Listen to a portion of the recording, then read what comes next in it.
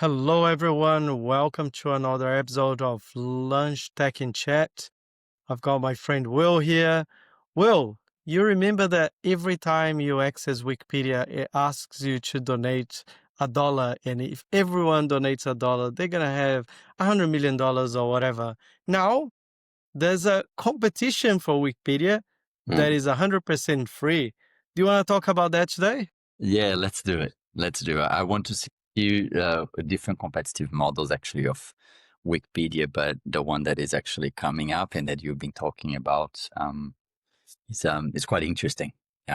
So let's see how does it work?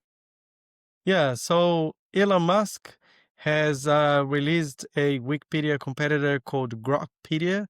So it's grokpedia.com. Essentially, the way that works is you as a user, you search for a topic, and then Grokpedia will check if that topic already exists. If it doesn't, it will do a bunch of searches on the web and create or generate that page. And the thing is, everything is generated by AI. So it Everything is, yeah, go for it. the page on the fly. So it generates the page on the fly. It generates the page on the fly. So it creates content, it curates the content, effect check the content, and keep the content up to date after the page has been created. So it's a bunch of agents that keeps the Wikipedia or the Grokpedia alive. Wow. Okay, that is interesting. So maybe maybe it's worth kind of like comparing a little bit how does this model actually operate relative to the traditional Wikipedia model, right? Because the traditional Wikipedia model was at the very beginning of, I guess, of the internet in a way, and has survived the last 20 plus years by asking a whole bunch of volunteers actually contribute actually content to it, and how can we see actually kind of like the evolution of those two models from, I guess, from a technological and commercial point of view? Do you have like any ideas on that? How that's gonna? Yeah, so my understanding of Wikipedia currently is that anyone can go and edit or submit, but then it goes into a few reviews before it gets published. So it's like a community of publishing, fact checking, and deployment of the knowledge in the Wikipedia site. And the difference on Grokpedia is it sort of essentially does the same, but with agents. So you as a user, you after a content, so you searching that content, and then the agents will do sort of the human work of doing the search, doing the fact checking, doing the updates, and then just keeping that information up to date with what's going on in the world, which is it's quite a cool model because it automates the human process into a fully automated process, which will keep data more up to date, of course. Yeah, I don't know if Grok will have bias on the data that is creating, which is another topic. yeah, But my question is like, if you have this whole sort of model or environment when it's fully automated on creating knowledge, who pays for that in the long term? Because of course there's a cost. There's a cost on LLM usage, the tokens, the publishing, the storage, the maintenance of the website. How does that get maintained? Like Wikipedia asks for money, so donations. Grokpedia at the moment has just gone live, so maybe they don't have a funding model yet. But that's my question. Like, even if it takes over Wikipedia just because of the way it's sort of fully automated, so data in time will be more accurate. How does that get funded and maintained long term? I think yeah. that's the biggest question here, right? I think probably I would say it might be one of those initiatives, and I would compare that almost to kind of like the ancient times, like the Renaissance times, when you have like those artists, and it's essentially kind of like a mecene, like someone that actually sponsors kind of like the activity. In this case here, XAI or Elon Musk himself personally, because he wants to see the competitor like with a fully automated kind of like workflow operating behind the scenes. This, of course, it's fine to do, I think, for a period of time, but eventually it might actually create kind of like, I guess, some sort of like commercial model, which I suppose at this point we don't know. The traditional commercial model, and we've talked about this hundreds of times, I think, during this podcast, is the advertising model, right? I don't think that necessarily Silicon Valley has found yet another model for commercializing free products, the commercial model of advertising. That's probably kind of like, I guess, the highest probability. But I'd like to throw a spin. Elon Musk has also been quite connected with the Web3 community over the years. That could still happen that he might try to create some sort of like economic model that involves, crypto, even like through agents itself, like crypto staking, like all the agents start kind of like is staking some of their information and creating kind of like a market for the data that they are generating, and that starts to be traded as if it was value. I mean, I'm obviously over speculating here, but some of his activities sometimes actually go into that space, right? And I can talk Yeah. about, we can go a little bit like during our conversation in terms of like some of these models that I've seen trying to be bootstrapped in the past.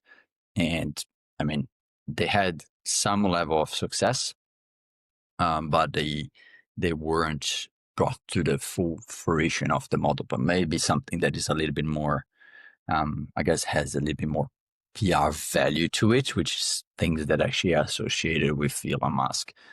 They might crack that code, I'm not sure. Yeah, I was just while you were talking, I was also wondering if it's anything to do about training LLM models, like people are researching for different types of knowledge, and then you have the agents sort of putting that knowledge together. So it's sort of human driven in the sense of what knowledge is important, AI driven in the sense of, creating, curating, fact checking the data, and that data being used on the background to train LLM models.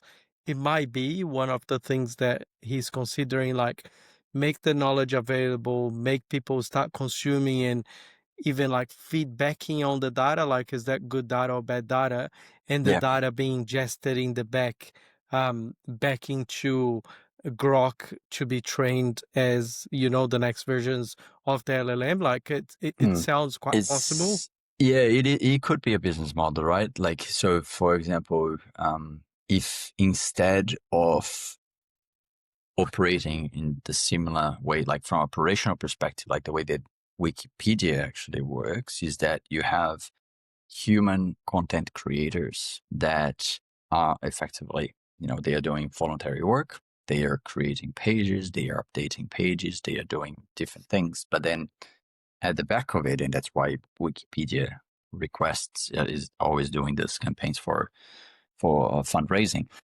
At the back of it, the people that do curation of the content, filtering, I guess, harmful content, etc., filter for do for things like fact checking of the content that is actually coming into Wikipedia and actually being, I guess, published. Maybe if it's possible that it might be trying to do in reverse engineering rather than actually having a curator group. And this has been a lot in the history, by the way, of this sort of like platforms for content.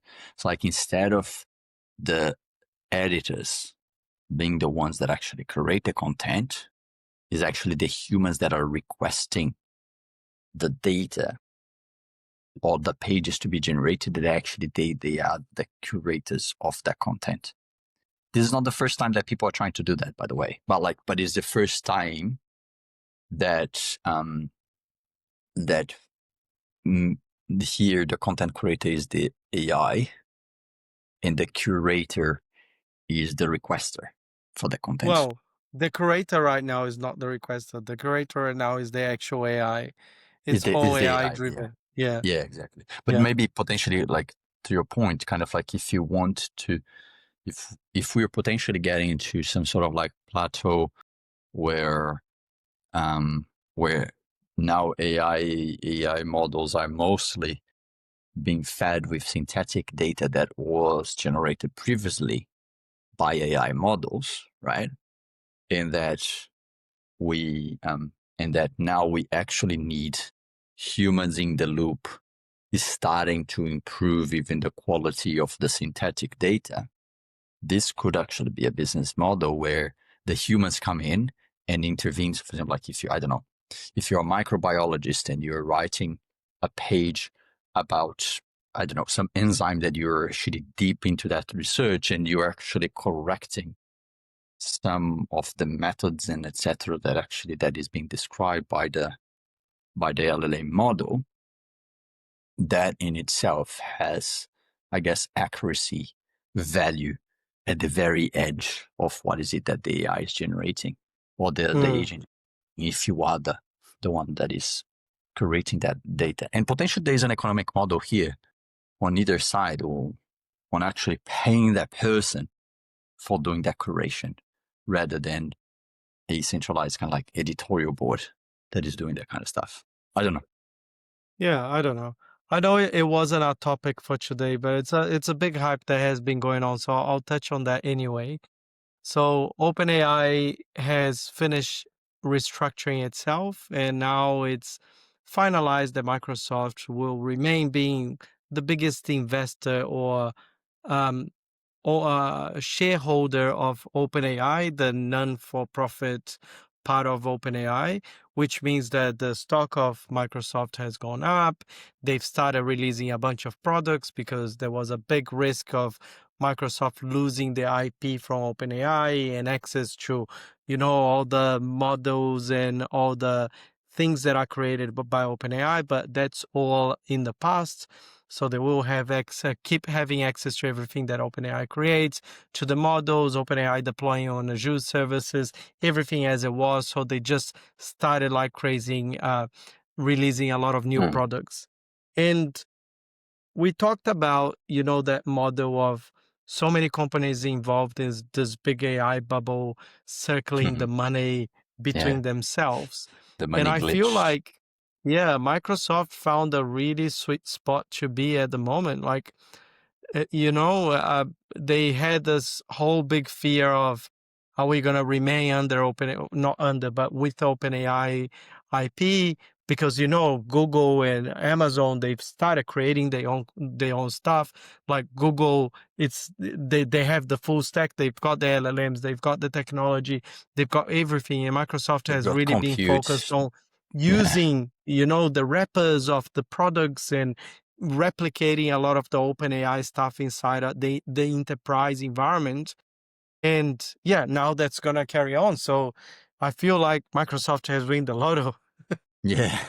So I guess maybe let's recap a little bit how this all kind of like started and where are we in that journey, right? So you've known that much better than I have and have followed it. That the thing that actually I remember, and that's probably like the Go starting for it. point, is that I guess was it like 2022, end of 2022, and Microsoft had actually announced that they were actually acquiring a 49% stake on OpenAI or something like that, wasn't it? And that was the kind of like I guess the starting point of this relationship towards that, like GPT-3 era. And then from there on, things have evolved back and forth. What has happened in the middle? Yeah, so that in the agreement with Microsoft, they had something like when OpenAI achieves AGI, the agreement sort of bounces and is not valid anymore. And there was a big discussion of OpenAI of what does AGI actually means, and OpenAI always saying that they had achieved AGI because they sort of wanted to break that partnership with Microsoft. So in the Right. story of OpenAI, they started as a as a non-profit company. And because they saw how profit this thing was, Microsoft jumping on the bandwagon, making loads of money, sharing data centers and etc. All the things that you've seen from Elon Musk trying, like to um, prosecute Alt Salmon just because of the Sam whole, Altman, yeah. yeah, or the whole profit and non-profit thing. So they Sam Altman has been on a big journey of, okay, we need to be a for-profit company. How do we make that happen? But they couldn't because of the way that the company was set up. Yep. So now what they've done is they came into a way that everything is created as uh, a for-profit, and then the non-profit is owns part of the for-profit, and then all the other sort of stakeholders own part of that the for-profit. So it's a bit of a yeah. There's an infrastructure there. I'm trying to remind myself of the name of it. There was a public public benefits business, or it is something that has to deal with the purpose of existence of the business. I'm actually the specific wording of it. I remember that we talked about it when it was actually when those changes were happening. I think it's I don't know if it's PBI, PBC, public benefit company or something like that. And it was effectively what it would allow OpenAI as it goes towards AGI to have a while having the for-profit commercial kind of arm that does its thing and innovates and raises capital, etc. There is this public benefit business company that effectively creates like an exit strategy effectively for a kind of like non-profit like business to operate. Yeah, so just so I don't talk shit, I was just googling in parallel here. So the way that this looks like now is the non-profit remains in control of the for-profit, and it has a direct path to major resources before AGI arrives. So the non-profit now is called OpenAI Foundation, holds equity in the for-profit valued at approximately $130 billion. So that's sort of how the new structuring looks. I saw a graph the other day talking about like how much each of the stakeholders own of OpenAI. Let me see if I can find something again. Yeah, so I found Um, the example that I was mentioning. So it's called a public benefit corporation. That is sometimes called a benefit corporation. It's a legal form of business that blends for-profit structure with a formal commitment to one or more public, social, and environmental benefits. So right. that means that the company has shareholders. That is unlike a charity, is for profit, so it can generate returns, but also are legally required to consider broader stakeholder interests. So this, for example, like the ideas, the concepts of community, environment, its customers, I guess humanity, you could even extend to that level, beyond just maximizing that shareholder profit. So it's a kind of like, it's a blend. It's not exactly kind of like a shared, like in the English world, we have like things like charitable trusts, Mm-hmm. or like religious or education associations, or even like sports clubs that actually are run as charitable trusts because they are not set up to make profit for their shareholders. It's Mm-hmm. it has elements of that kind of like charitable trust with elements of a commercial entity running the business. It's kind Yeah. of like, it's almost like a hedge in a way. It's like, if we achieve AGI and these things disrupts the whole of humanity, then hey, the public benefit corporation principles take over from the commercial arm of it, I guess. So look at this. So These are the current sort of shareholders of OpenAI, how it stands now. So 1% of OpenAI, which is around 5 billion. So the whole valuation of OpenAI is $500 billion. Okay. So 1%, which is 5 billions, is the first OpenAI investors. And then you have 2%, which is the IO shareholders from the beginning. And then you have 20 billion that are the investors in the 2024 fundraise from last year. And then you have 65 billion that are the investors on the fundraising from 2025. And there's a lot of companies and people here. And then you've got the major stakeholders. So I'll talk about those, which are the biggest shareholders. Yeah. So the OpenAI employees, they own 25% of OpenAI, which is around 125 billion. It's quite a high number actually for a Yeah, company. that's why everyone that works for OpenAI is making tons of money, right? And then you've got the OpenAI's non-profit, which is the initial entity, and that owns 27% of the company, which is around $135 billion. So And that's then we've that got, PVC corporation that I was talking about. Yeah. yeah, and then we have Microsoft.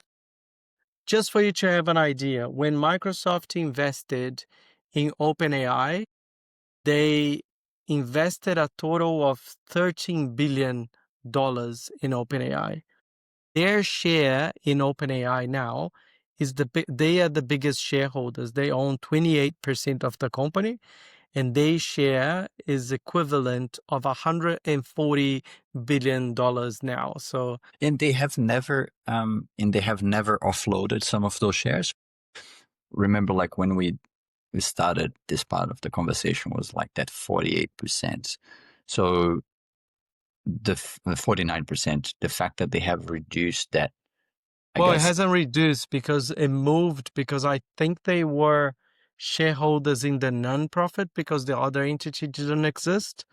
So Okay. now it created an entity on top of an existing entity. This is my understanding, but Yeah, maybe someone unless that unless understands unless it better was can put part on the of, comments they here. had some shared dilution as part of the recent capital raise, Yeah, I which don't know, could but have also maybe moved things someone that around. understands better can put in the comments here. But I Yeah. think my main question is, I think it feels like Microsoft has win the lotto, right? Like they they are where they needed to be in the AI space. They're not losing the biggest sort of, well, let's say they moving from having a partnership to OpenAI for OpenAI to being sort of an asset of Microsoft now. So they don't have to worry about it. I think that's the point, right?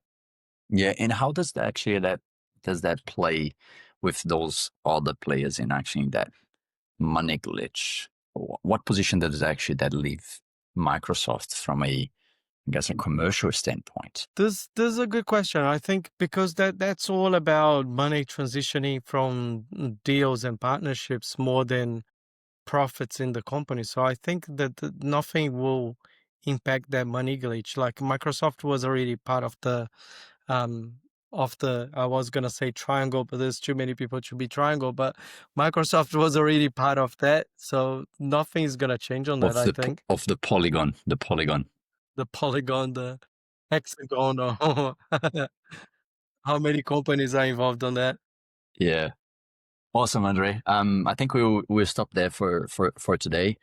So so we're gonna do a bit of like reverse then today. So what sentence or word should people actually put in the comments if they've listened this far? Um, Grokpedia. That's the word of the day. I'll give it a go and um see how it works, kind of like in a little bit like detail, and then actually maybe we can have a even deeper conversation on it. We haven't touched on some I guess some other competitive models from last time. I just for us to close up, I just want to say that code generating models are evolving so quickly. There's a new model that came out um, from Jesus Christ, from Anthropic. not Anthropic, Cursor AI, a new model that came out of Cursor AI. There's a new model from Anthropic, of course, that got released a couple of weeks ago. And man, I've just been using agents like crazy to do development. Uh, in my so UI in one of my screens, my other screen here, I've got like 5 terminals open doing development for me, agents doing the requirements and all the crap. Man, this is becoming crazy. Like How how long I'm how loving to long be alive right now. how long since the last time that you actually wrote a line of code now? uh, I don't know. So are you kind of like mostly doing I guess the specification of it and It's then and it's funny because sometimes I know how to fix the code, but I want AI to do it. So I keep saying like, this thing here is not right. You need to fix, but I don't give it the answer because I want to see AI doing it. So yeah. I'm a bit stubborn. I want to see the actual vibe coding doing the So work for me. so you actually want to see the graduates actually suffering to get to the that you're Exactly. expecting. And then I keep creating agents that know more of the knowledge, and then I sort of sum the agents to do the work. So it's pretty cool. I'm really Yeah. enjoying that. It is really cool, actually. It's I think it's quite. I think it's much more enjoy. So there's a part of me that thinks I like it's much more enjoyable creating product than it used to be. Yeah, Because 100%. there's less of that kind of like friction, or it's taking it's I taking had a so long. I had a It's taking client this the morning, time. Will. I had a client this morning. So I spoke with the client. I built a application for them. And then they sent me an email last night and said, "Hey, look, for our meeting tomorrow, here's some of the stuff that I want to discuss with you, like to put on the solution, and then we can discuss about how long it takes and some timeline and etc." So the meeting with them was at 9:30. I had a few meetings in the morning. I gave to my agents all the documentation that the client gave me. I gave a bunch of prompts. I was in my meetings while the agents were working. I was like, oh shit, are they gonna get done in time? Yeah, exactly. When the client called me, I had a working application updated with everything that the client gave me. They were Wow. so amazed. They were like, wow, how did you do this? That was so cool, man.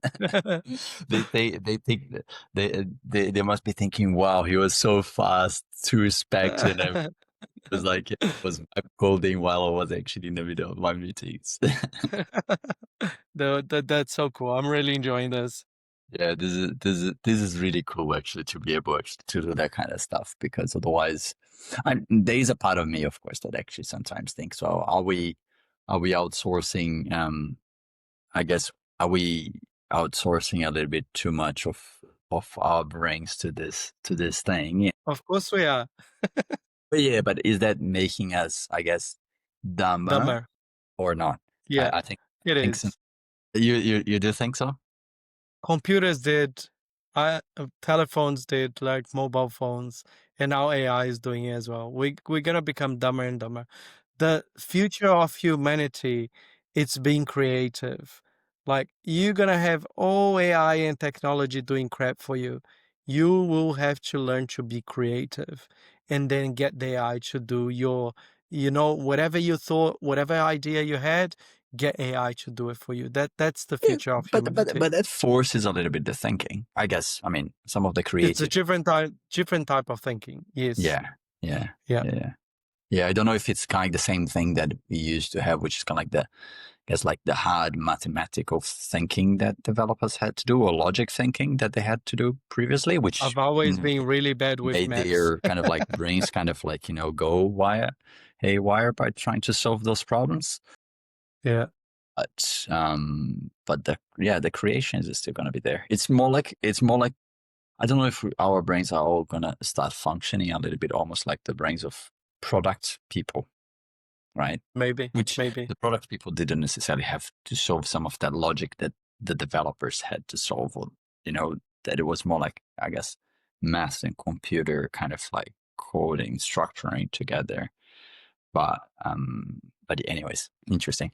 Maybe a topic for another Another time. Another time. Next yeah. episode. Yeah. Let's keep Awesome. promising and not delivering. Exactly. We are really good at that. All right. Thanks Awesome. very much, Will, and I'll see you next week. Awesome. Thanks, man.